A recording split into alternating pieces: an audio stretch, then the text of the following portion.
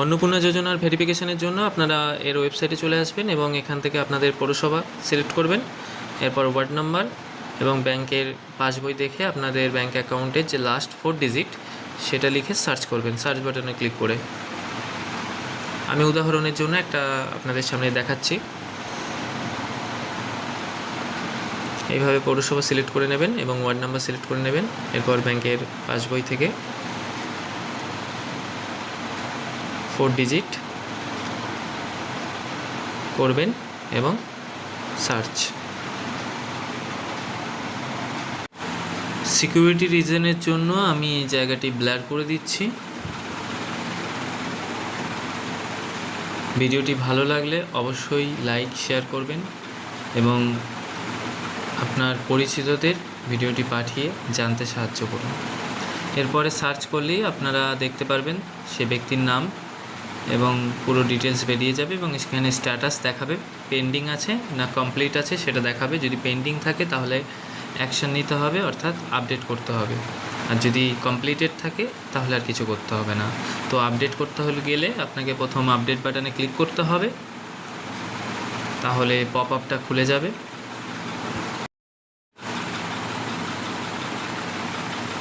এখানে আপনার সমস্ত ডিটেলস দেখতে পাবেন আপনি। তারপর নিচে আধার নাম্বার লেখার জায়গায় 12 ডিজিটের নাম্বারটি আপনি দেখে এখানে লিখবেন এবং তার একটা ছবি আপলোড করতে বলেছে, করবেন। তারপর এপিক নাম্বার দেখে লিখবেন,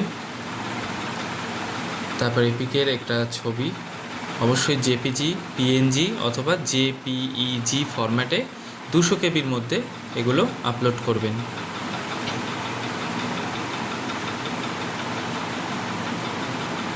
এগুলো সমস্তটাই আপনার সিকিউরিটি রিজনের জন্য আমি ব্লার করেছি।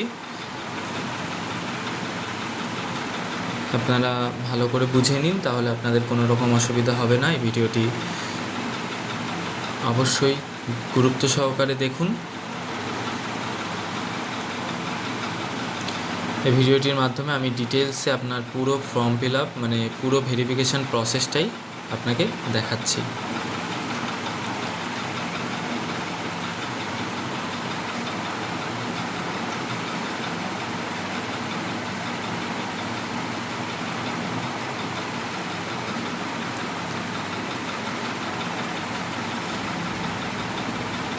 ভিডিওটি ভালো লাগলে অবশ্যই আমার সাথে থাকুন।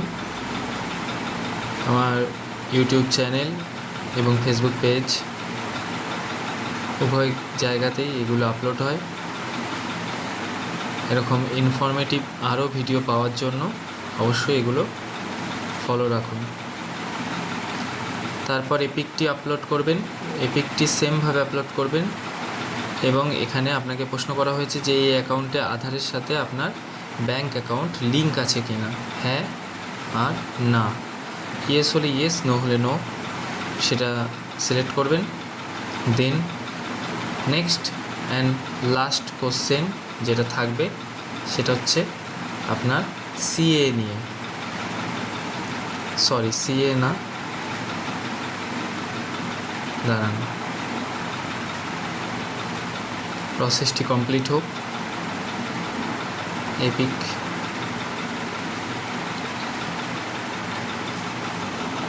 এবার এপিকের একটা ছবি,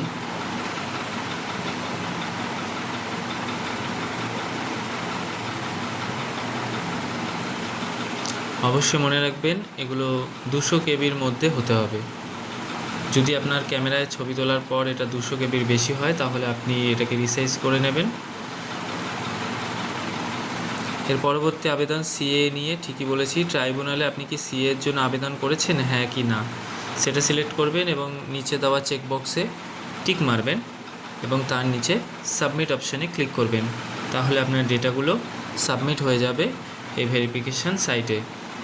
এবং তারপরে আপনি নেক্সট টাইম যখন ওখানে গিয়ে আবার দেখবেন যে স্ট্যাটাসে কি লেখা আছে, সেখানে আগে যেরকম পেন্ডিং লেখা ছিল সেটা পরবর্তীকালে দেখবেন কনভার্ট হয়ে কমপ্লিটেড হয়ে গেছে। আর যদি দেখেন তখনও পেন্ডিং দেখাচ্ছে তাহলে বুঝবেন যে আপনার ভেরিফিকেশানটি হয়তো কোনো কারণে হয়নি পুরোপুরি। আপনি কিছুক্ষণ পরে তাহলে আবার চেষ্টা করবেন। যদি সেম দেখায় তাহলে আপনার ভেরিফিকেশানটা হয়নি এবং আপনি ঠিক করে করেননি, তাই আবার করবেন।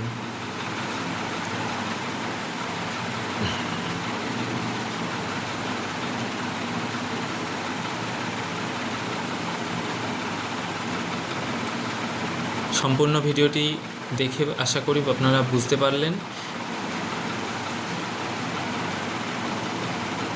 সবাই ভালো থাকবেন।